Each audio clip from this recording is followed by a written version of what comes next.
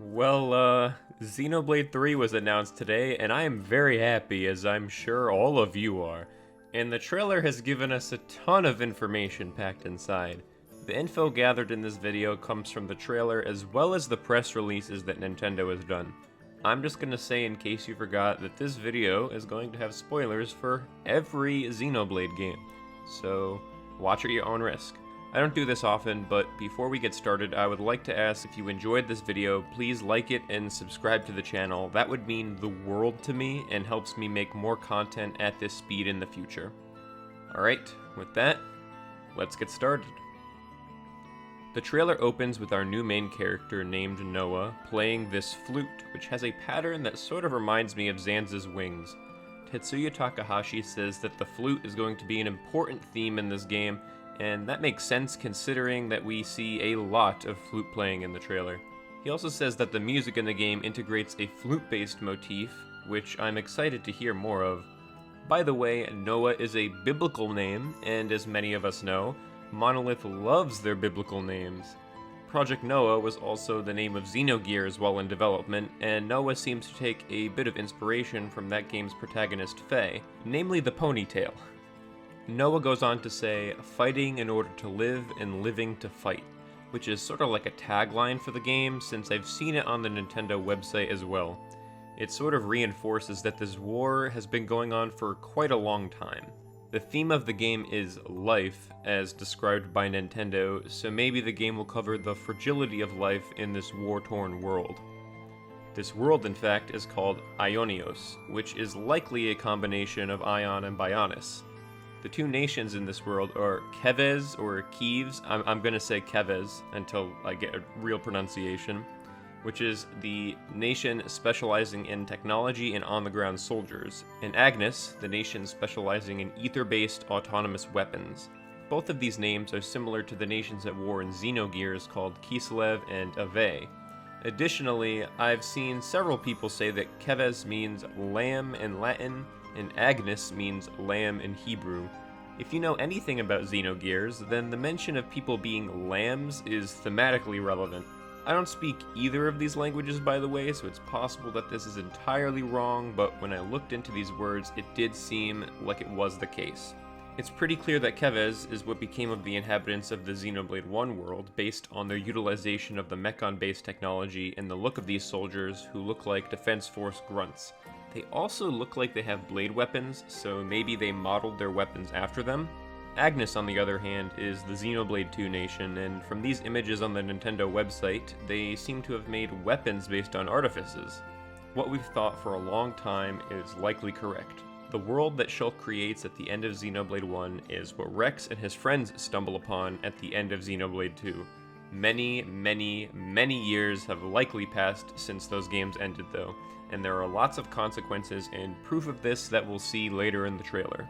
Next we see Noah, who is a Keves soldier and who has the rawest design in this trailer, wielding what I can only describe as a later version of the Monado Rex, since I doubt that there are any actual Monados around at this point, but I could be wrong. I also noticed this triangle here, which reminds me very much of the Trinity processor. He's fighting against Mio, who is a Gormati in the Agnes army who looks very similar to Nia and fights with twin rings.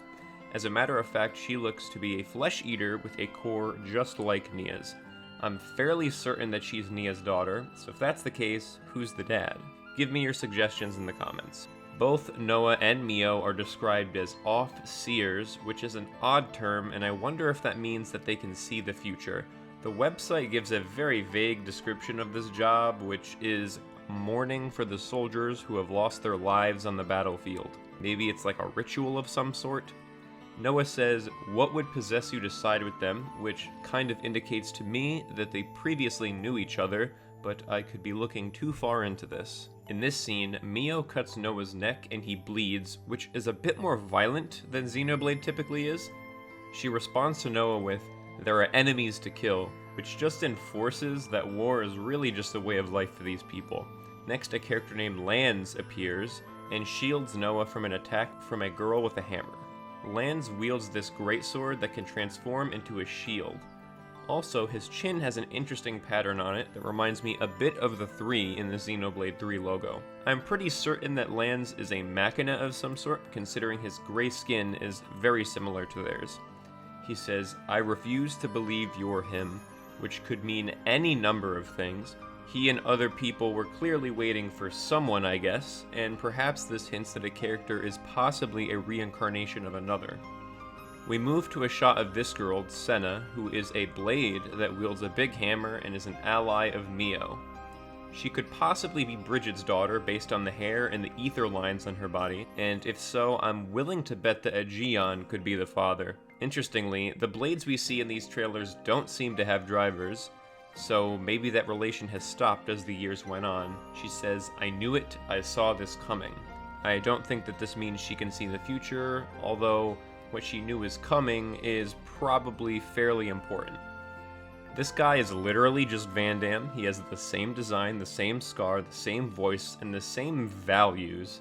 Every Xeno game has a Van Man, and he is Threes. He says that they aren't enemies now. I imagine that the two nations at some point are going to realize that there's probably a bigger threat to the world than each other, and this may be the first hint at that. He also sounds like he's dying when he speaks, so I guess this guy's dying too. More people playing the flute in a concert. Like we established, the flute is pretty important in this game. Also, this girl looks a lot like Fiora, so maybe she's a descendant. Mio says, "Fine for you, isn't it? All that time you've got." Maybe Mio is dying because she's a flesh eater. That is just speculation though. Next is Uni, who is a high Entia from Keves. She's a healer that uses a staff that doubles as a rifle. She's very cute, and I have decided that she's my waifu in this game. She has an interesting tattoo on her chest as well. Also, her belt buckle looks like Shulk's from Future Connected, and a number of characters wear this circular thing in the trailers, so it seems like Shulk's fashion sense caught on. She says, "How could our lives mean so snuffin' little to you?" with a very thick accent. Next is our final party member in this trailer, Tyon from Agnes, who fights with paper birds with his mind. He also reminds me a lot of Akos, but that is just coincidental, I'm sure. He says, "They're not your friends anymore, they're his fuel," which really gives me Zanza vibes, I am not gonna lie. These are the 6 party members that we currently know about. 3 from Keves and 3 from Agnes. The party seems fairly diverse so far, with what I assume are 2 humans, 2 blades, 1 normal and 1 flesh eater, a machina, and a high Entia. We just need some Napon to round out the group. Next, we see a bunch of landscapes in true Xenoblade trailer fashion. They're very clearly iconic areas from Xenoblade 1 and 2, but affected by the passage of time. Van Damme talks over the trailer by saying, "Sword mat, the land pierced by a great sword," which is definitely this one here, with the Makana sword sticking out of it. I'll quickly go through all these areas and say what I think they are. This could be Bionis leg, although it could also be Gormott. Then this is a part of the fallen arm with what I think could be Bionis leg in the background. This is possibly Aerith Sea, based on the foliage and grass color here. This could be Temperantia or more Ardanes, since they look to be pretty vast wastelands.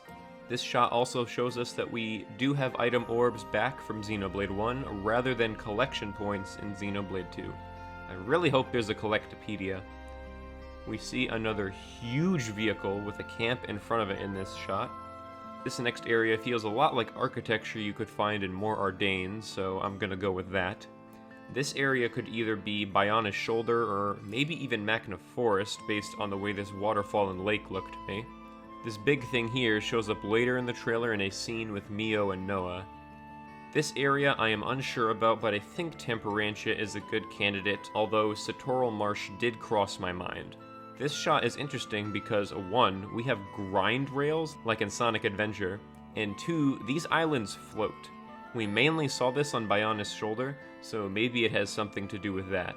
This is certainly Machina Forest, but interestingly, there are 4 party members out at once. Maybe they'll take a page out of X's book and have 4 in battle? At this point, Van Damme talks about the real enemy, and yes, we spoke about that possibility earlier. We've also started to see tons of unique creatures in these shots, and they're all brand new to the series from what I can tell. I especially like this yellow dinosaur here. This shot is probably Leftheria, by the way. Next up, I'm gonna assume that this is Aerith C, mainly because the fact that it's a C, but there's also high Entia architecture on this wall here. It also looks like the main character is diving here, which is interesting. We have not had that in a Xenoblade game yet. This fellow over here is an interesting looking lake monster. It's also pretty crazy because in the Xenoblade series we typically don't see enemies this far out into the water. They usually gather up around the coasts. Now this is crazy. On top of the Loch Ness monster looking thing, we have a water vehicle. It's possible that Skells or something like them will return in this game. Taion activates what could likely be a Hilbert effect here, which is an ability that KOS-MOS from Xenosaga has. Shulk was also able to implement his own version into the Monado Rex and Future Connected in order to fight the Fog King. Essentially, it pulls enemies from an intangible state to a tangible one. These Nupon show up for 2 seconds and just kinda reminded me of Rex and Pyra, but that's a dumb observation. However, maybe they'll end up being party members. Uni then says a line that I'm having trouble deciphering. I think what she's saying is, what good is filling up these flickering clocks in our eyes? It'll never replace the friends that we lost. I have no clue what this could mean, unless she's a Mimiosome from X, and she does have a clock in her eyes, then we've really got her hands full. But if you've got any better idea of what she's saying, feel free to let me know. This scene also shows that her wings are black for some reason. My theory here is that maybe her wings change color if she's upset. That's pretty shaky though, because her wings were white earlier, and she probably was mad, so I don't know. Maybe it's a customization option too. We've seen throughout the trailer that some characters have different outfits, so it could be that. Next, Mio says the flame clock has to go while fighting alongside Noah. What is up with clocks in this trailer? We saw this large thing earlier, and I'm still unsure what it could be, but it looks to be Agnes made. Next we see a woman who I'm like 99.9% sure is Melia wearing a newer version of her ceremonial mask. I'm gonna make a pretty educated guess here and say that she is the leader of Keves. She says Ouroboros abhor this world. Now, Ouroboros could be what they call the real enemy that Van Damme has alluded to, or just what she calls Agnes. The Ouroboros is an ancient symbol that depicts a serpent eating its own tail. I imagine that this naming convention relates to Xenoblade's theme of cyclical destruction and recreation. Next we see, who I can also assume with a 99.9% certainty is Nia, the leader of Agnes, saying they must be erased without a trace. I sorta get the sense that Agnes is much more brutal than Keves just by hers and Mio's dialogue in this trailer. This war that they've been fighting has definitely been going on for a long time. The key question is, why are they fighting? What is the reason for all this bloodshed? And why are Melia and Nia of all people the ones leading the charge? Go ahead and leave your theories down in the comments, I'd love to hear them. What's for certain is that this is not the world that Shulk, Klaus, and Rex wanted. Finally, we get to the end of the trailer that shows Noah and Mio standing in a field looking out in the distance at the Mechonis sword in the ground and the Urian Titan destroyed. Both the Mechonis and Uriah were main set pieces in the box arts for Xenoblade 1 and 2, and seeing them here is sort of a poetic way of saying that these originally separate worlds are gone, but their remnants are now here together. This imagery was apparently decided upon between the time that Xenoblade 1 released and Xenoblade 2 entered development, according to Takahashi. That is insane, because that would mean for about 10 years Monolith has slowly been making its way through the full Xenoblade project plan. The logo shows up on screen, and this logo also combines the motifs of 1 and 2's logos with the ink splats of 1 and the flames of 2. A beautiful end to an incredible trailer.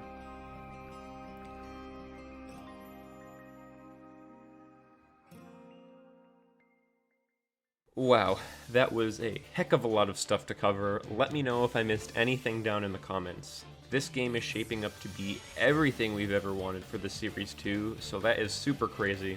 I hope Melia is not evil, but if she is, I have a new best girl to replace her with. I am so excited for this game, and I am going to satisfy our desires for Xenoblade content by putting out as many quality videos as I can before September. Thank you guys so much for watching, and I will see you in the next one. Bye.